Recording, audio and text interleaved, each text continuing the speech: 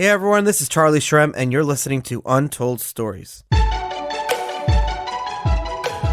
This is a show where we dive deep into the lives and personal histories of some of crypto's most influential leaders and find out how the crypto movement truly came to be. Let's dive in. A fundamental misconception about decentralization is the conviction that it's done for its own sake. Think about that for a second. Is decentralization is it the end, or is it a means to an end? I spoke to Ryan Taylor, the CEO of the Dash core group. They believe that in reality, it's merely a means to an end, namely the removal of a central bank and all the different properties and utility that come with central banks. Those things can be decentralized. How? Well, we talked about it today. What we actually need, Dash believes, not as much decentralization as possible, but rather just enough to remain protected from hostile takeovers. And we actually went through scenarios of, what happens if the government walked up to the Dash core group's office and threw them all in jail? How would Dash survive?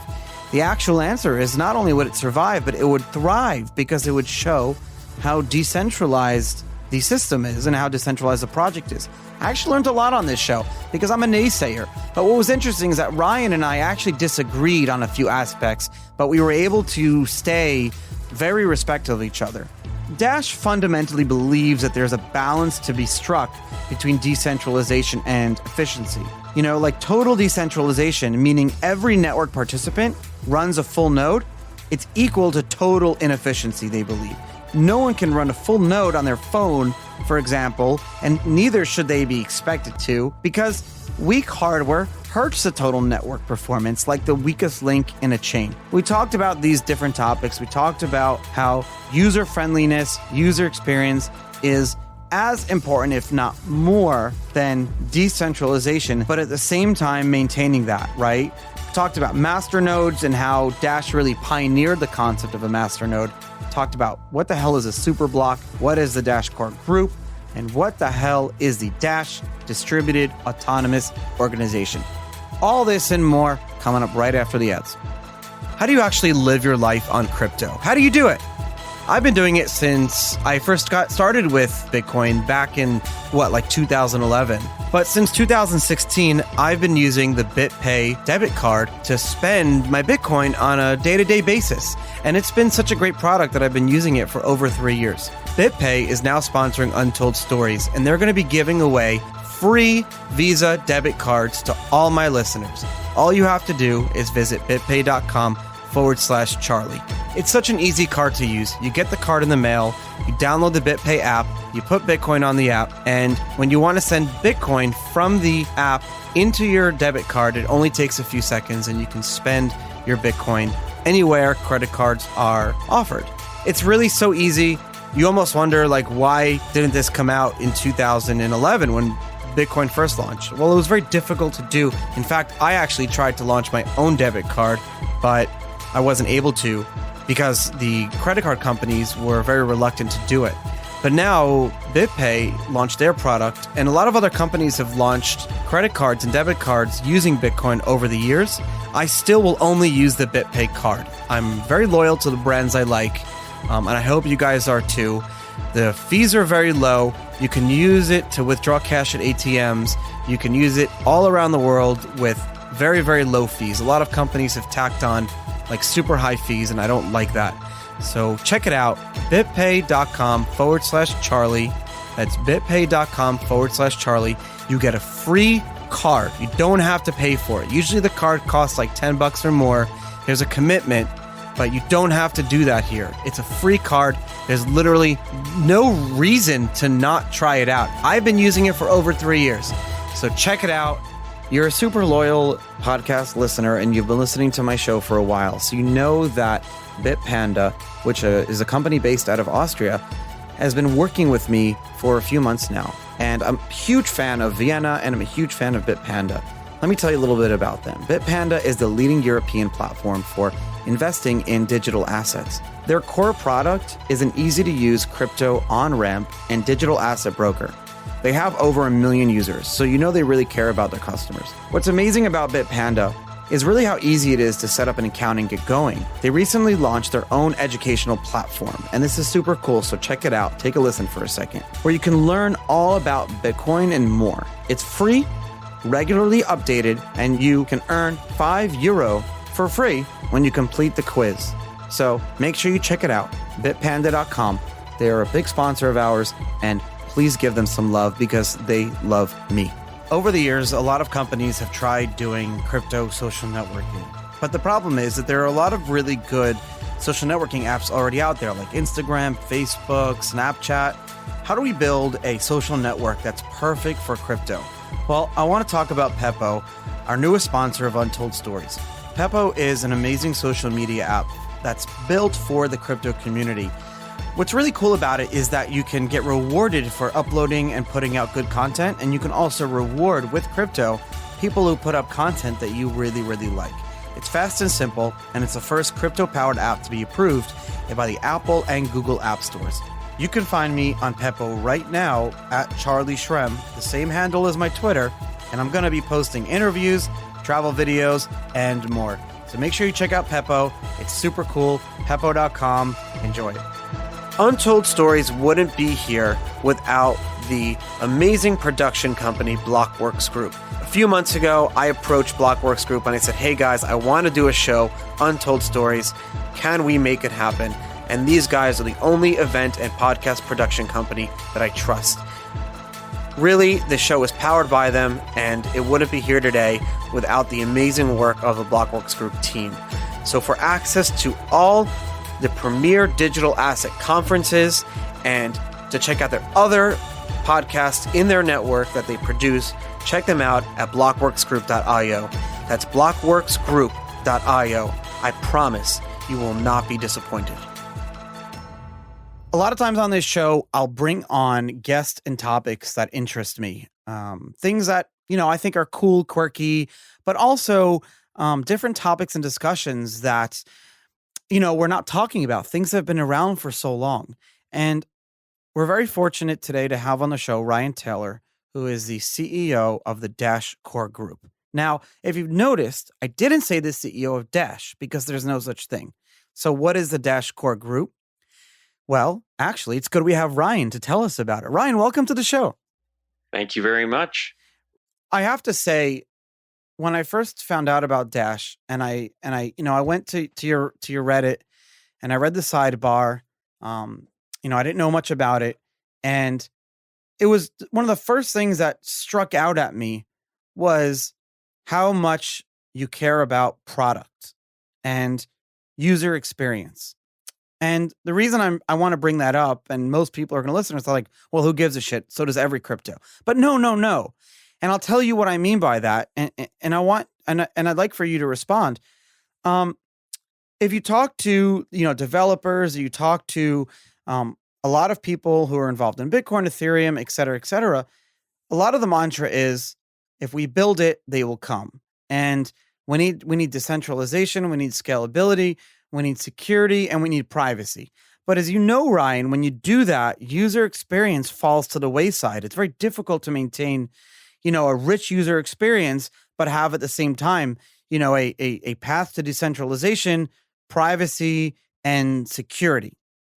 So I guess my question is, at what point in the history of Dash, and I know the history goes on, at what point did you guys all kind of sit in a room and say, hey, like we should focus on product, we should focus on user experience almost first or concurrently, right at the same time, but with the same amount of fervor? And we'll talk more about, what you guys did with the Dash DAO and how the masternode and how super blocks work. But did you guys kind of like sit in a room and say, hey, we really need to focus on this and evangelism? And, like Dash is the most widely used currency in Venezuela today. So, I mean, like, did you guys all sit in a room and say, we need to focus on this? Well, I think that we developed our views on product over time. Both through experience and trying to apply best practices from other payment solutions in the payments ecosystem. And so I don't think there was like a day in which we all sat in a room and decided we were going to focus on product, but we have evolved our product approach and made it far more sophisticated over time. The way that a lot of these projects go about solving problems is they identify a potential improvement and they say, okay, great, I can make this more secure if I do X, Y, and Z, or I could increase scalability if I do A, B, and C. And that's great. Those are improvements, but was that the problem that needed to be solved necessarily? And so our approach is, let's start with the problem and identify the technologies that will solve it. That's obviously broad Yeah, that sounds great oversimplification. in practice.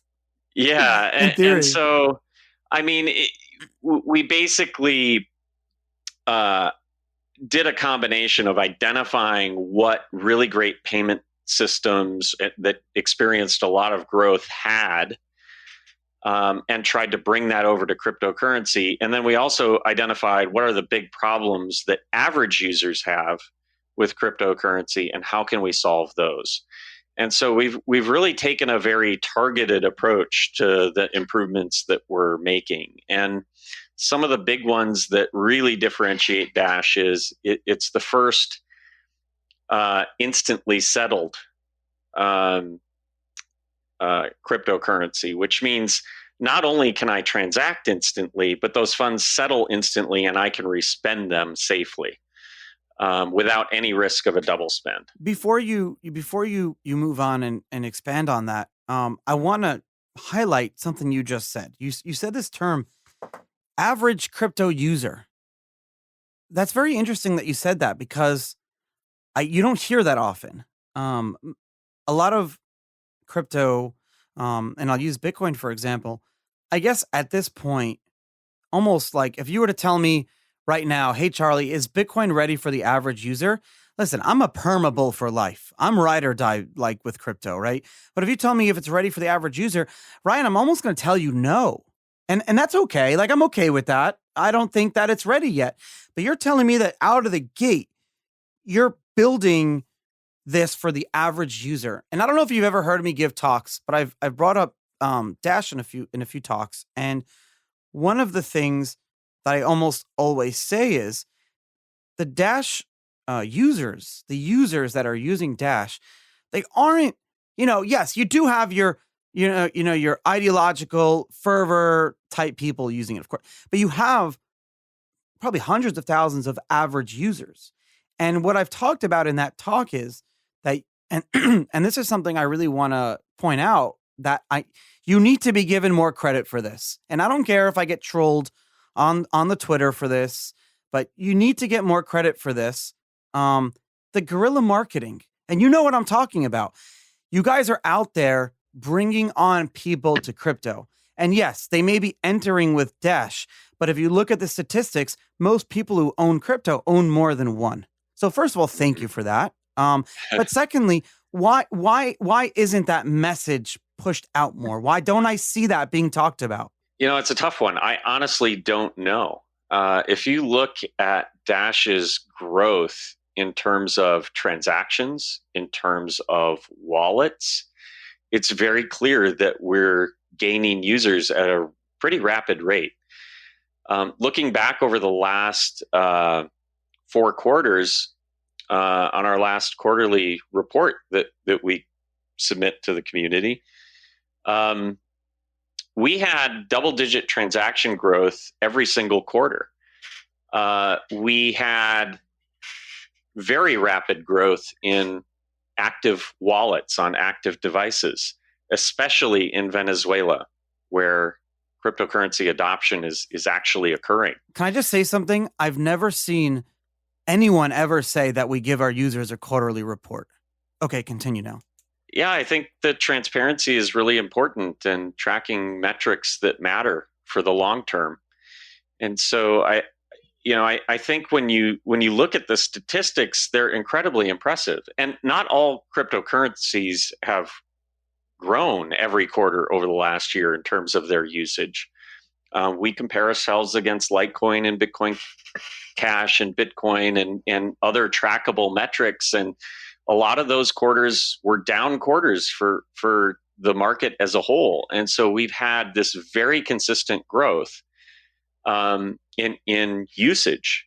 And when you look at the wallet downloads, again, we've seen something like 50,000 wallets in Venezuela alone. And so I think that these are the metrics that really matter for long term. Is you have to have people actually using it as a currency. And I think that there's a lot more that needs to be done in order to make it more user friendly. The speed of it is certainly an issue. 97% of all transactions still take place at the point of sale. Only about 3% globally is online. And so it has to work instantly. It has to work at the checkout. Cryptographic addresses are not something users should see. Our next major release, we're enabling the ability to create a username and a contact list so that you don't have to exchange addresses every time you want to transact with someone. You can just send it to their username. And so we really believe that, if you're going to get adoption, you have to address these real world pain points that people that aren't into cryptocurrency run into when they try to use it. And so that's really been our focus for the last roughly 5 years, is really focused on user experience. The metrics that matter are with user experience. So you talk about user experience and you guys are focused on that, and that's one aspect. But at the same time, we are in a crypto industry. I mean, that's where we are, where you're a cryptocurrency. So there are a lot more aspects besides for user experience that needs to be focused on. So one of those is decentralization. And I want to preface it by this. No crypto is fully decentralized. I believe, and I know I get a lot of flack for saying this, that, and this is my belief, that all cryptos currently, are on a spectrum, that on a decentralized spectrum. And, you look at ones like Dash, Bitcoin, and Litecoin, you look at, I don't want to start throwing names out, but you look at the ones that we use and that are top. I would say those are like on the path to decentralization. Nothing's fully decentralized. But then you have some of the other coins and tokens that from the outset are not and don't try to be. Look at Hex, Richard Hart's, bullshit scam, or you look at BitConnect, and these are pretending they're cryptos, but they're scams, right? Outright there to steal money from people. So we go back to the crypto and on the path of decentralization. 99.9% of cryptos, Bitcoin included, focus on decentralization when it comes to the miners. So it's not as focused when it comes to the users or different aspects of the industry, but it's mostly the miners, because the miners in Bitcoin, at least, are the ones that have the ability to do a 51% attack and do, and they're the ones that need to be incentivized the most in Bitcoin. How is Dash different than that in terms of where you're incentivizing decentralization? Well, there's a lot of different components there to unpack. Yes, and we can go through each one. There's incentives to in terms of what type of activity you're incentivizing on the network itself. In that regard, Bitcoin and most cryptocurrencies allocate 100% of their block reward, 100% of their transaction fees towards mining, in order to encourage as much mining as possible. Whether or not that actually results in decentralization of mining, I think that's a separate question. Mining as it exists today is an industry, and I believe that the dynamics of the industry are driving towards centralization, not away from it, or driving towards centralization, because the lowest cost operators generate the most profit, which allow them to grow faster than the rest of the mining industry. And so I think there's a problem there with just essentially, quote, throwing money at miners and hoping that that leads to decentralization. One of the things that Dash has done in this regard is insulate itself against the possibility of mining centralization. Dash is 51% attack proof because we introduced a new technology called chain locks that prevent chain reorganizations, including 51% attacks, but other types of, reorganizations as well. And so once a chain lock occurs, that block is immutable on our network. And so we've done some things to kind of insulate against that type of risk. But we've also allocated our block reward differently than other projects. And the way that works is currently 45% goes towards mining. Another 45% of our block reward goes towards infrastructure. These are the masternodes that we haven't touched on yet. And they provide specific functionality to the network, including security, and they facilitate the instant transactions. They facilitate privacy features, and they also oversee our governance system. And the last 10% goes towards what we call treasury, or our proposal system. Anyone is free to put up a proposal to the network to do something. This is where Dash Core Group and many other entities get their funding from. It's a monthly cycle. The masternodes vote on those proposals, and the highest ranking proposals pay out as part of a monthly cycle. And so it is decentralized in the sense that anyone can participate. But I think we need to ask ourselves, is decentralization of everything always good? No, it's a balance, but that's what you say. So a lot of people respond differently to that. Exactly. I actually think that decentralization of the network itself, decentralization of the power within it, that's really good. But it isn't necessarily a good thing to decentralize development work or decentralize the strategy for growth, or decentralize messaging and marketing about the network. I think there's real benefits in having cohesive strategy and cohesive messages. Businesses know this.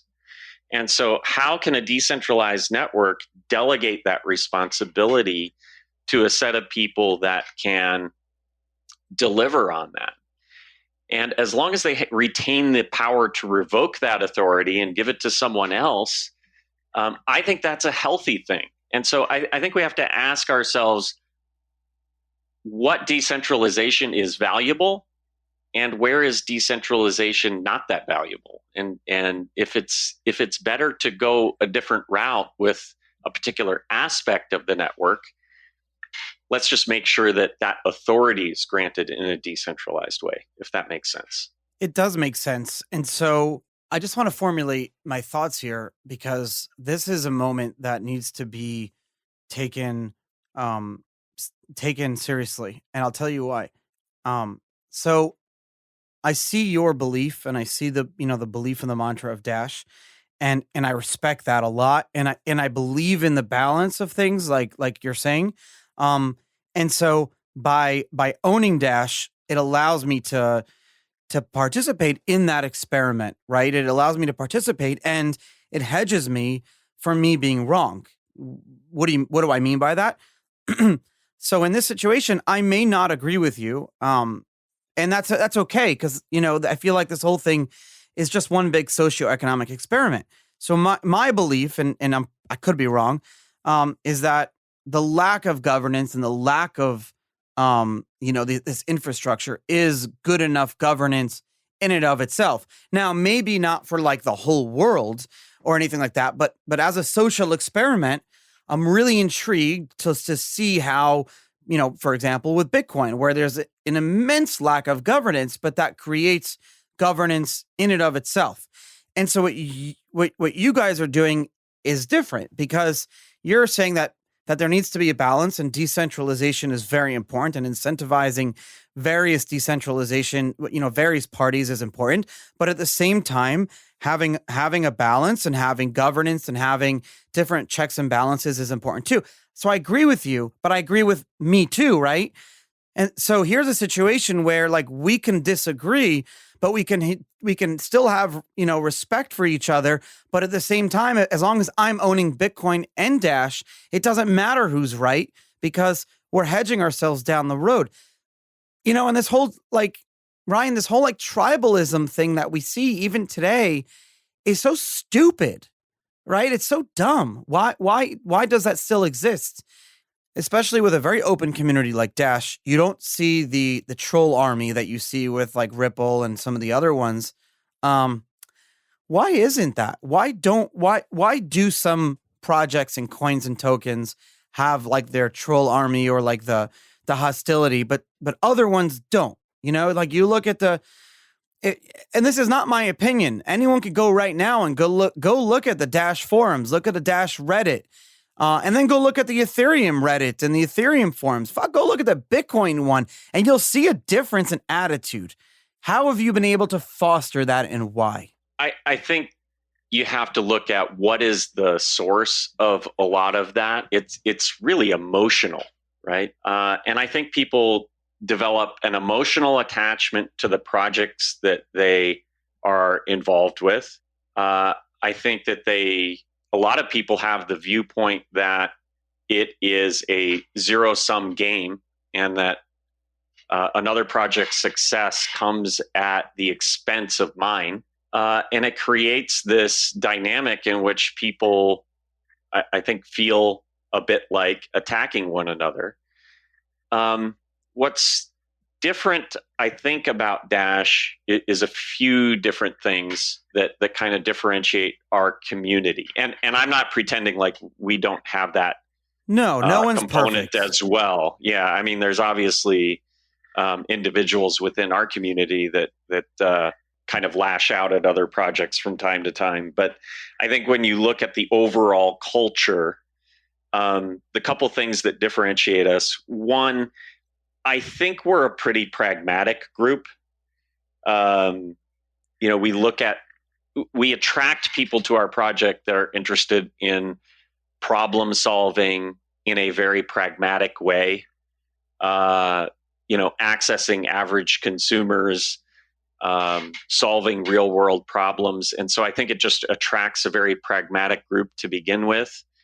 But also, we've had a long history of the leaders of the project, including Evan Duffield, myself, and many others that have been in leadership type of positions within the network, that have espoused the idea that, number one, it isn't a zero-sum game, that there's likely to be multiple winners in this industry, because from a technology perspective, you can't build one solution for everything.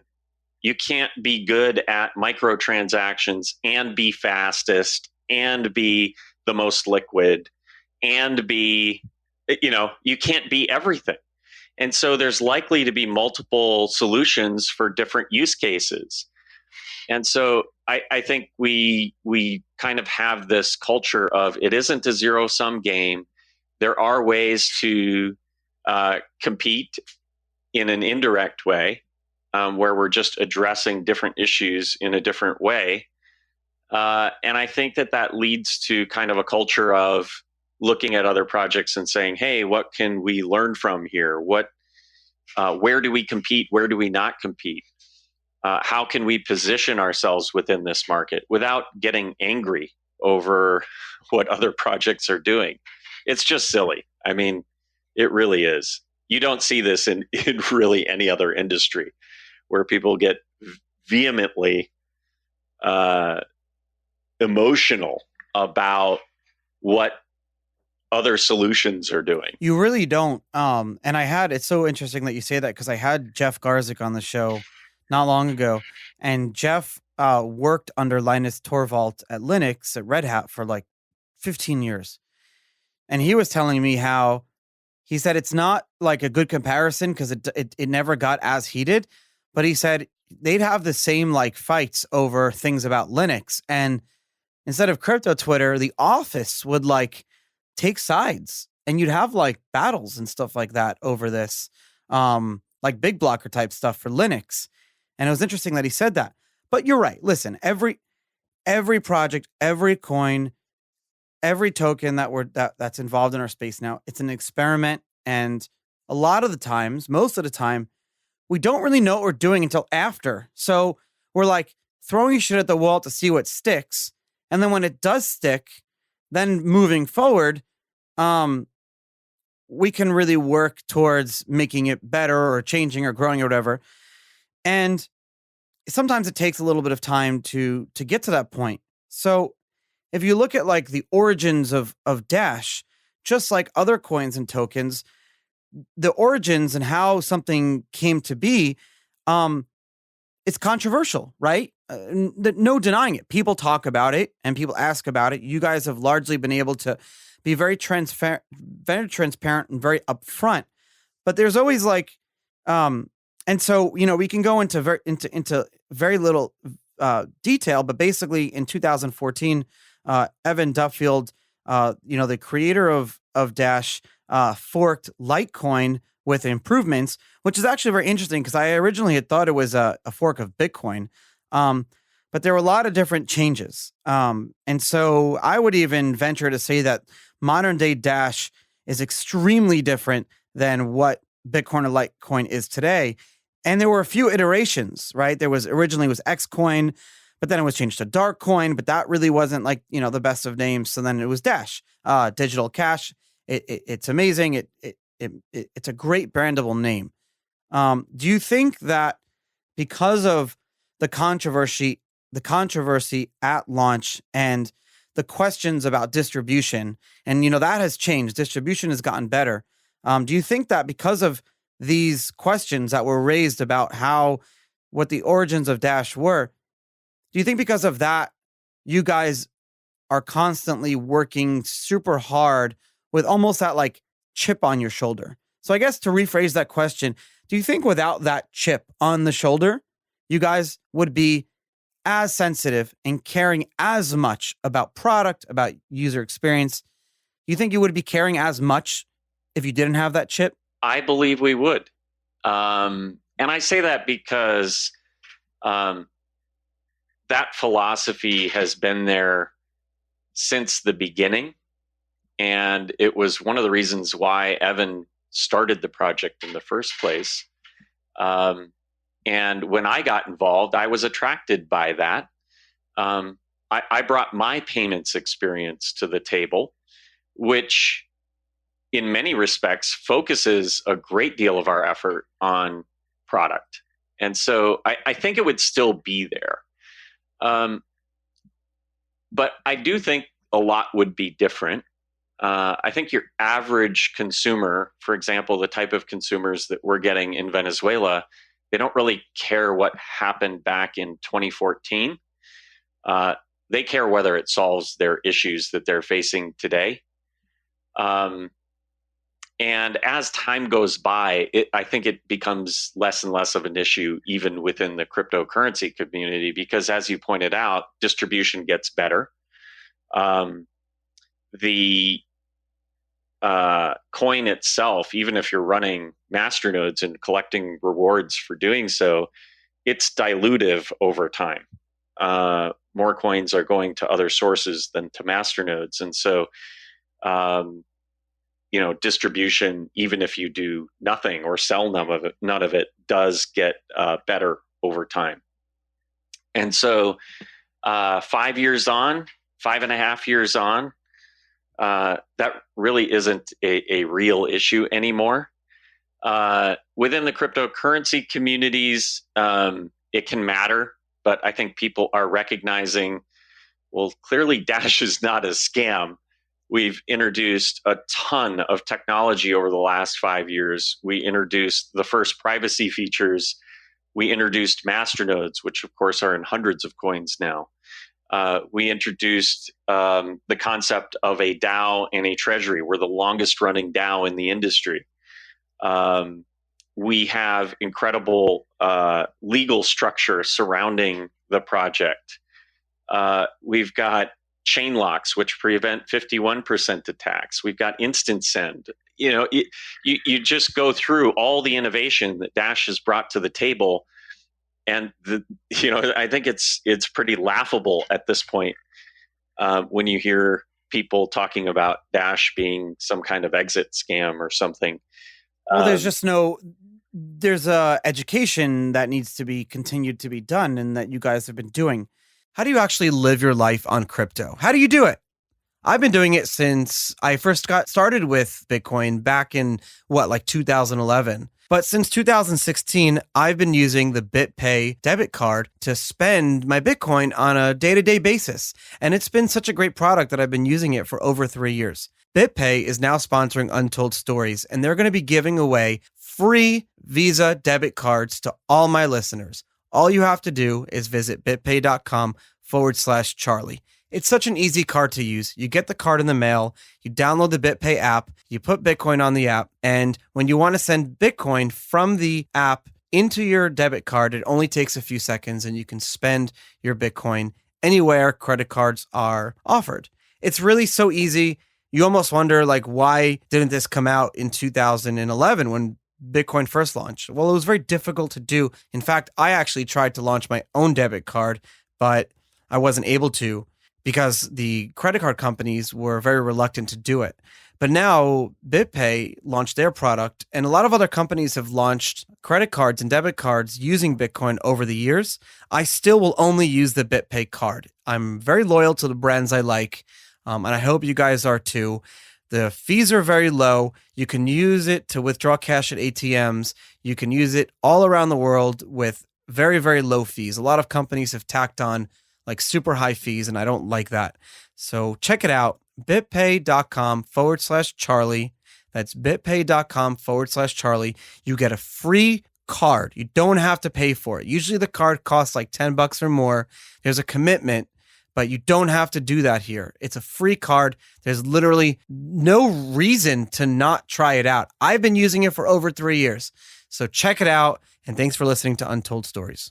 And I want to talk about Bitpanda for a second. I mentioned at the beginning of the show that we're working with them, and we have been for a few months now. They love me and I love them. So I'm asking that you give them some love and some support, especially if you're listening from Europe. Bitpanda is the leading European platform for investing in digital assets. It doesn't hurt. Actually, it helps that they're based out of Austria, which is one of my favorite countries in the world. And Vienna is one of my favorite cities in the world to visit. I try to go as frequently as I can. And, meeting up with the Bitpanda team is always a pleasure.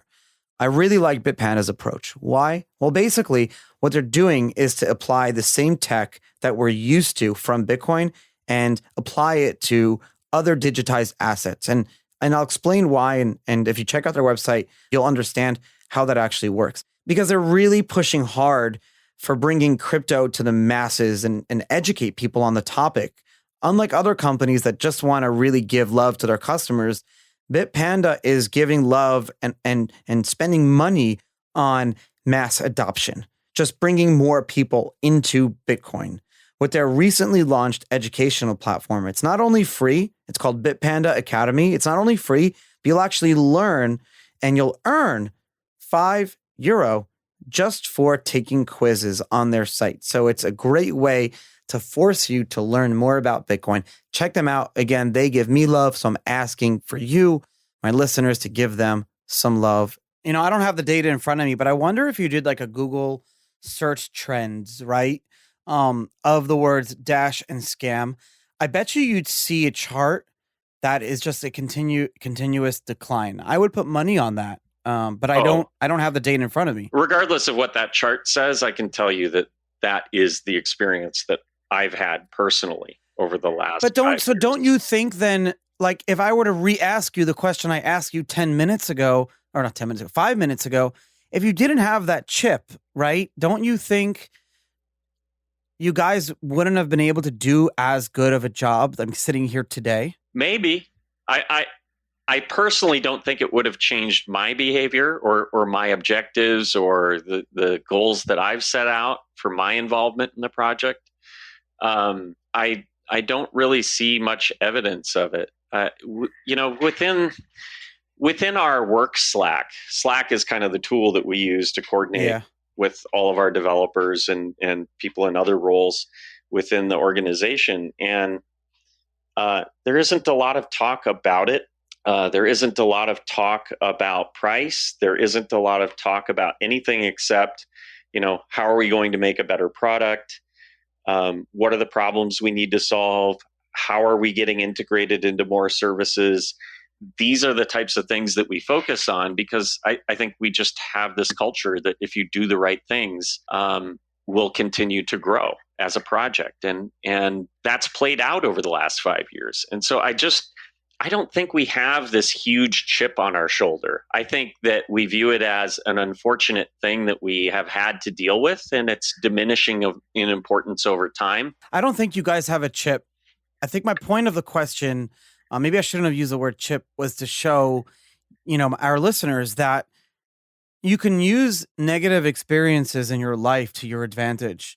And Dash is a very good example of that. From the outset, you had an uphill battle. You can't disagree with me on that, right? You had not just Bitcoin that was around, that you had, an uphill battle of gaining market share and convincing people that you're not a scam, which you guys did very successfully.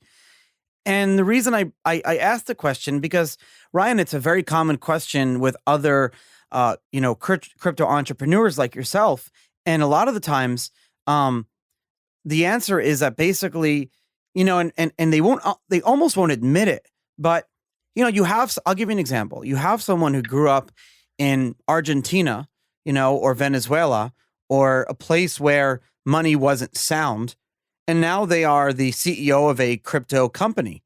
You can't tell me that they didn't use those experiences and the chips that they've grown up with to help, push them through those walls that you get through as an executive. And we all go through them. And so I feel like that I use those experiences, to move myself forward too. But moving on. I do think you're right in the sense that it feels extra good. Yeah, that's what I mean. When you accomplish something against naysayers. There's my fucking soundbite. That's exactly what I was trying to say. And so, yes, I do have that experience when we land some major integration or do something. It's like, because you're sticking it to those people and almost it's like not directly or consciously, but proving people wrong is one of our like ultimate motivations in life. Yeah. So I would venture out to say that if you guys had launched without fanfare, to use that term, I really don't think Dash would be as successful as it is today. And you might be right. You might be right. This is a very unique opinion that maybe I haven't really shared with anyone before, Ryan. I'll be honest with you. And people will listen to this and have different thoughts or ideas on that. But it's a very good thing, right?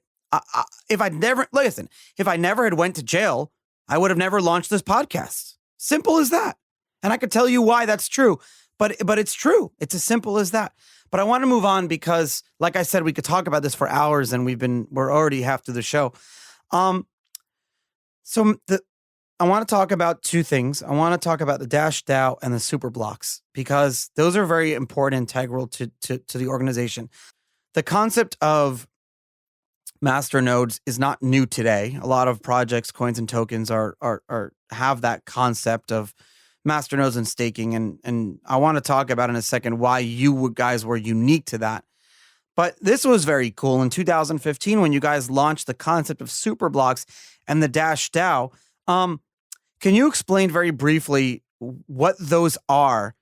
And when you guys launched that, when that was launched, what were the fears? What were the worries? If you look at okay, we're going to launch this Dash DAO. We're going to launch the super blocks concept. Here are all the pros, right? what were some of the cons? What were some of the fears that obviously they didn't play out, but what were some of the fears like that you guys were worried about that could happen by radically doing this experiment? Because you have to, it was the Dash DAO is a radical experiment that works. Yeah. You're like, yeah. We know that now. Yeah, exactly. When Dash launched the proposal system back in 2015,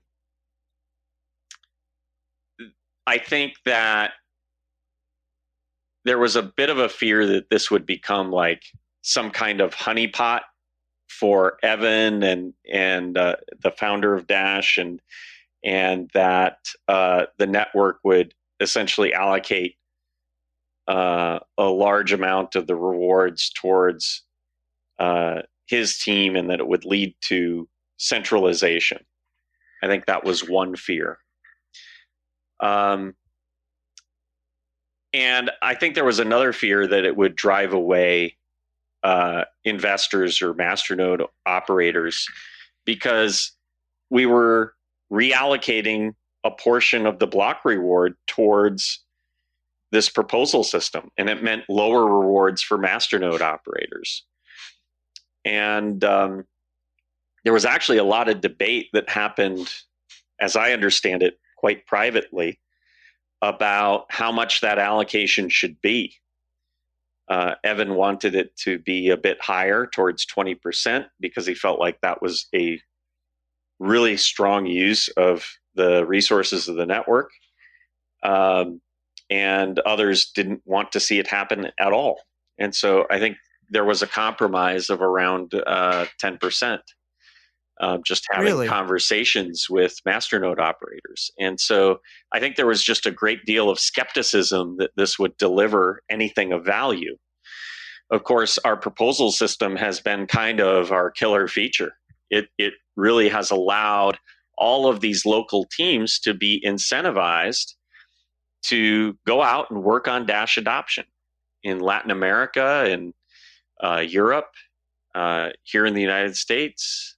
And so we've seen these local teams crop up in order to work on business development, marketing, even customer support, and provide for our users in various ways. So it's really been a valuable asset, but there was a great deal of fear that it would simply lead to waste.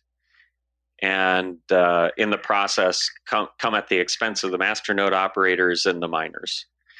And so I think that was kind of the biggest fear. Of course, the abuse never happened. We have had some projects that have failed. I'm a perfect example of that. Yeah, I mean, due to circumstances outside of your control, but yes. It's important to talk about because, like you said, abuse could happen. So, it's a perfect example of, I got involved in Dash. I got so excited about, I bought up a bunch of Dash and I got very excited, and I saw a proposal, ability for a proposal, wasn't able to actually complete it at the end. And so the dollars were returned in that. But I could definitely see how you could have an issue where someone is abusing it, but why didn't that really happen? Well, I think there's some built-in mechanisms that prevent it from happening long-term. Yes, you do have to take a risk on people, right? I mean, people show up and have an idea and they want to try it, and sometimes it is worth taking a risk on that. But I think the DAO or the voters learned from experience what to look for. And that includes several things. One is this a person who's been a part of our community or has a reputation to uphold? If so, they're more likely to be trustworthy with the funds. And if they're anonymous and just showed up and there's no track record to speak of whatsoever, that's probably a much higher risk. But what ends up happening over time is that certain entities or groups end up delivering value over a long period of time and become a reliable source of value that the network can allocate funding towards. We certainly try at Dash Core Group to be one of those entities as best as we can. We make mistakes. We have entered into projects that have failed. But ultimately, most things or most of the funding ends up being directed towards trustworthy entities that have been delivering for a long time. And if at any point they stop, the funding does too. It's very easy to quickly defund an entity if they fail to deliver. And even your salary and the Dash Core Group salary is, you guys work for the users directly. And I don't just say that, like someone from Ethereum the other day tweeted, he's like, if you own ETH, then all the Ethereum developers work for you. And everyone responded. And I said, yeah, it's great. Like, it's nice to say, but in reality, it's just not true.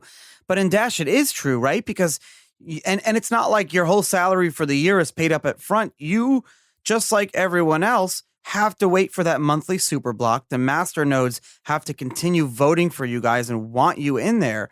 And what's really cool is that if if you start acting insincerely, negatively, or start, being a bad actor, in the next vote in a few weeks, the masternodes vote you out. How cool is that? Yeah, it's one of the criticisms I have of ICOs. They get this trainload full of money at the beginning of these ICOs, and the accountability just isn't there. They may have set up a foundation or something of that nature that they control, but it's essentially outside the hands of the average user to influence that in any way. And so what we've done is set up a system that encourages accountability on a almost too frequent basis monthly. But it really does make sure that there's a high degree of accountability there. And I really do work for the network. That's so cool. I work for Dash Core Group, but Dash Core Group works for the network. So, and interestingly, Dash Core Group is essentially controlled and owned by the network. We set up a trust, issued all of the shares of Dash Core Group to that trust, and the trust named beneficiaries are the masternode operators. So we're accountable to the voters who allocate that funding. And none of the money allocated to it belongs to me or any other member of Dash Core Group. And so we have a fiduciary duty back to the network. That was very intentional. We needed to create a fiduciary duty back to the network. I have to act in the network. That word fiduciary duty is a very strong and deep legal term too. It's not like you're just saying that. You've created this almost legal structure you alluded to earlier. Can you kind of expand on that a little bit? What we wanted to do was create checks and balances almost. Yes. Looking at what works for corporations as inspiration, but that's not really possible in a decentralized network that you don't have shareholders for. And so we kind of wanted many of the same attributes. We didn't want the network micromanaging a team and making decisions about which version of this software should be the one that is deployed to the network, or what features should they work on, or those types of micromanaging decisions. We feel that that's best left to an expert, someone like a product manager or a programmer, to make those hard decisions. But we did want really strong oversight to make this sustainable for the long term. Long after I'm gone and Evan is gone from the project and so on, we want this to live on and to have a high degree of accountability to the network. And so that's why we structured it the way that we did. The network itself elects the trust protectors, and the trustee, which is a legal role within the trust, has to abide by their wishes. So essentially, think of it like our board that's elected by the network. And, if I'm doing a bad job, they can come in and do surgery and remove me specifically. And so that is something that was one of the first things I did when Evan left the project and I assumed leadership for the team. Was I really wanted to make this as sustainable and make myself as accountable as possible. And that's the route that we went. So you've sustainability and, almost like preparing for the long term. Are you familiar with like the story of Noah's Ark? Yes. Everyone's familiar with the story. So the specifics, I almost see you guys as like Noah preparing the ark while the rest of the world is going about doing their thing. Noah is preparing for this impending, like flood. So he's preparing for it. And by getting the animals in the ark, blah, blah, blah. But the point is that it's almost like what you're telling me is you're saying to yourself that we need to prepare for the long term, like the 5, 10, 20-year road. Whereas a lot of other projects are just chugging along, doing whatever they're doing without much long-term vision. Some of them by design, by the way. Some of them do that on purpose. Yeah. But and I guess for better or for worse. But how are you also planning for the future? So everything is kind of like stable and growing now. But what's down the road, Dash Evolution, Dash Force? What are some things that you are working on, even if it may not launch for a year or two? I think you've proven yourself to be able to launch things down the road. A lot of projects will say, yeah, we're going to launch it in 2 years, but they never do. Now you can almost focus on long term. What are some things that you want to change that the project needs to be changed fundamentally for the future? Well, we talked a bit about the improvements we're making to the user experience. There's 2 major products that we're releasing in the near future. And in fact, the first one is going to be released to testnet later this month, in about a week or 2. And basically, those 2 products combined will deliver a substantial improvement in the user experience. And we think that will accelerate our growth in transactions and users. The first product is called Dash Platform. Dash Platform is essentially a platform that enables applications to be built on Dash. And I'm not talking about smart contracts. I'm talking about the ability to create an application that interfaces with the network and stores data within the network. We call them data contracts. And I'll explain a little bit about why we're doing that and what that enables. But it's a combination of a decentralized API that allows any system, including legacy applications and things, to be able to interface with the network. It includes software development kits to make certain functions easier for developers to consume and build things on. It includes Dash Drive that basically allows data to be stored within the network, and the developer gets to define the data hierarchy, the data schemas, whatever it is that their structure requires. And those things combined are called Dash Platform, and they basically enable these applications to live within the Dash network. The first application that we're launching for that is called Dash Pay, and it's a lot like a Venmo app. And that's the application that will allow a user to create a username,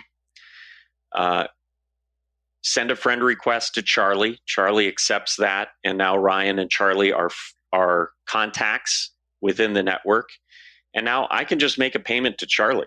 I don't have to contact you to obtain a address to send money to, and then I don't have to check that through a second channel to make sure we weren't subject to a man-in-the-middle attack. I don't have to reuse addresses every time I want to send money to Charlie. The network will take care of all of those things for me and make it very easy. And if you've ever used Venmo, it's very clear why it's popular. It's really easy to use. I can, click on anybody in my contact list, send them funds, or request it. And yeah, one of the reasons Venmo is also super popular is the ability to instantly withdraw money from your Venmo account back to your bank account, like through like a debit card push or whatever. But Venmo looks good and it works well. So with Dash Pay, if I just saw Dash Pay in the App Store, I wouldn't know, and I didn't know anything about crypto.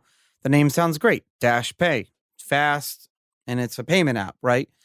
At this almost juncture that you're about to go through, that other companies have gone through, like Metal Pay, and some of the other applications that projects have built on top of their platform or their blockchain, the fundamental juncture that they get to is, do we want to build an app where the users will never know that they're actually using crypto, using blockchain technology? However, like you said, the ability to do non-reusable addresses and without being subjected to man-in-the-middle attacks, that's an amazing feature of technology, not having to use addresses, however, not relying on a centralized database.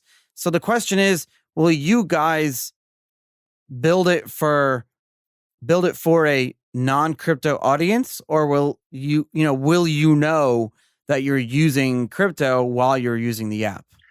You will know that you're using Dash while you're using the app.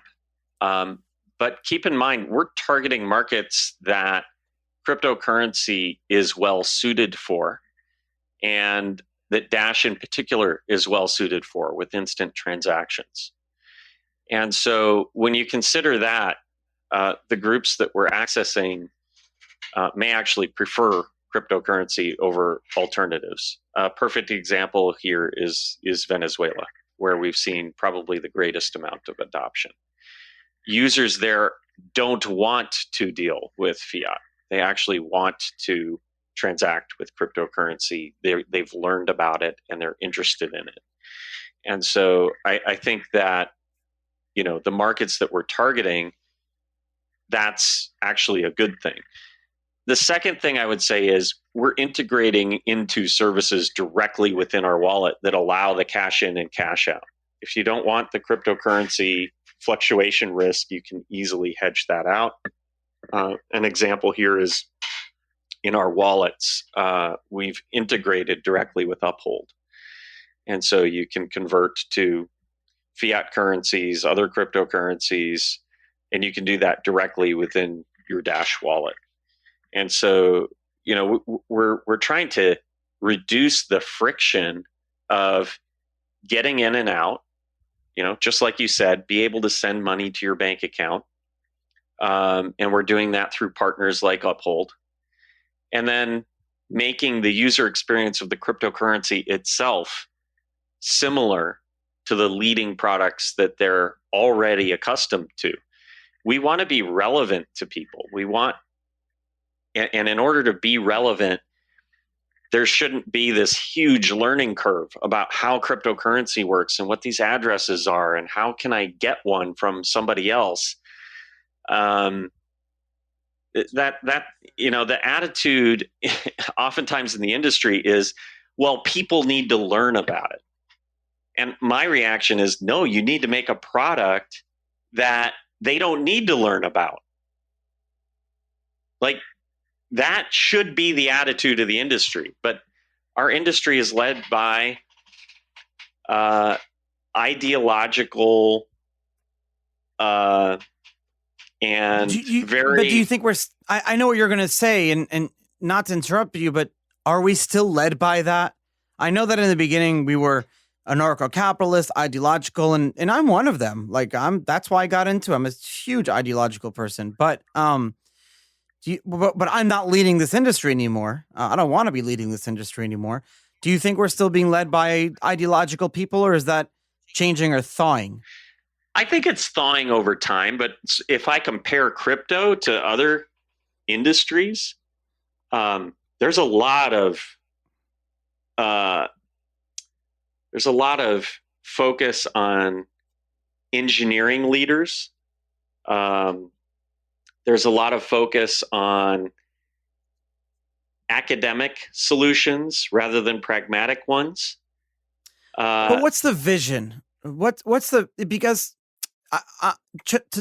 to wrap this whole show together, the people who say that, Ryan, are people who believe that our current financial ecosystem is broken, and to build, the Venmos and PayPal on top of the existing rails just don't work. Fine. I think you and I would agree with that. Then there are ones that go further. And I know you agree with that because that's who you guys are trying to enter those markets, like in Venezuela, Argentina, where money is not sound. But the reason that money is not sound is the result of like bad policy or bad government or bad, corruption. In the US, we don't have that. So the ones who are kind of the naysayers, I think, the ones that I've spoken to are to push back against Dash. And I'd like you to respond to this. They almost say like, yeah, Dash is cool, but because of the governance and because of the way that the legal structures are built and in the way that there's an office, a lot of those people will say that because of those things, it's fundamentally flawed, because then you can have, let's just say, like a government walk up to you and say, we want you to freeze these transactions, or, the actual censorship resistance is not there. And if we don't have if we don't have this, censorship resistance, if we don't have the inability for someone to freeze or reverse our transactions, then what are we really doing here in the first place? Well, my reaction would be Dash core group doesn't operate the Dash network. Similar to Bitcoin core developers don't control the Bitcoin network. If the government were to raid my offices and force us to change the code in some way that would allow the government to monitor or change transactions, who would download it? Who would download it? I mean, they could throw me in prison. That's a good point. The code is all open source. Yeah, and so we don't operate it in the same way that nobody controls the Bitcoin network. We don't control our own network, so that could never happen. And if that were to happen, if Dash Core Group, legal entity, were to be shut down, the DAO would allocate money to some suddenly anonymous developers that popped up in our GitHub and say, okay, I'm ready to take the torch forward. Wow. And so, yeah, it would be disruptive for probably a few months until a new group of developers found a way to work together in a collaborative fashion, and the funding of those individuals would continue. And so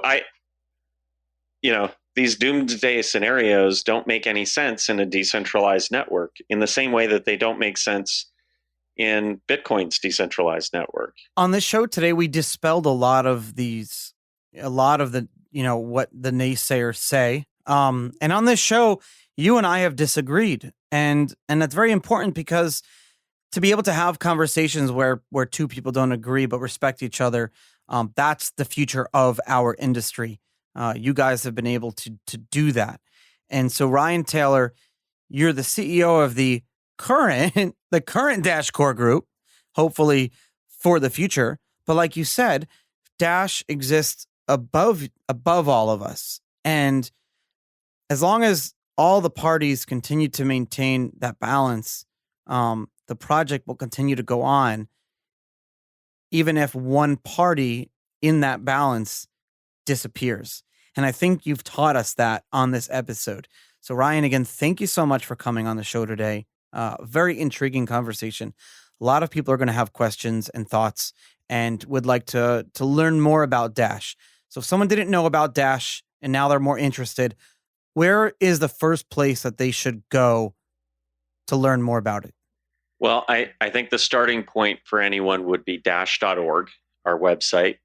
And down at the bottom, you'd see links to all kinds of different groups and discussion areas, including links to our Reddit, links to Discord channel, Telegram groups, all kinds of different resources that are available.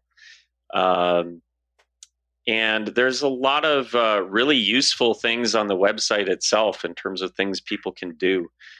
We have a gift card section that allows you to save on purchases if you pay in Dash. And so there's like practical ways that you can incorporate Dash into your life and save money in the process. And so we've got all of that information on dash.org. And I'm going to add one more thing to that. And when they visit dash.org, they'll be able to get to the forums and to the message boards and the email lists. Don't be afraid to ask questions. I know that in other projects, there's a lot of hostility and there's, it's looked down on when you're new and you want to ask questions about it.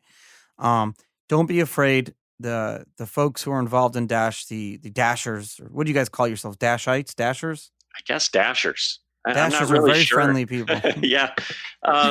If you engage in a respectful manner and ask tough questions, you're going to get respectful answers. And that's just the culture of the community. Ryan, thank you again so much for coming on the show and taking the time out to do that. Very much appreciate the opportunity to come on. Hey everyone, thanks for listening. New episodes of Untold Stories are released every Tuesday and Thursday at 7 a.m. EST on untoldstories.com, Apple, Spotify, or wherever you get your podcast. Untold Stories is produced by Jason Yanowitz, Michael Ippolito, Reed Hannaford, and Riley Silbert of Blockworks Group. Our account executives are Gina DeFelice and Julie Muroff. Our content is written by Kathy Zolo, Ronnie Tishner, and Scott Offord. Special thanks to Wayne Dallaire from Jump Dog Audio Productions. And of course, I'm your host, Charlie Shrem. You can follow me on Twitter at Charlie Shrem to continue the conversation.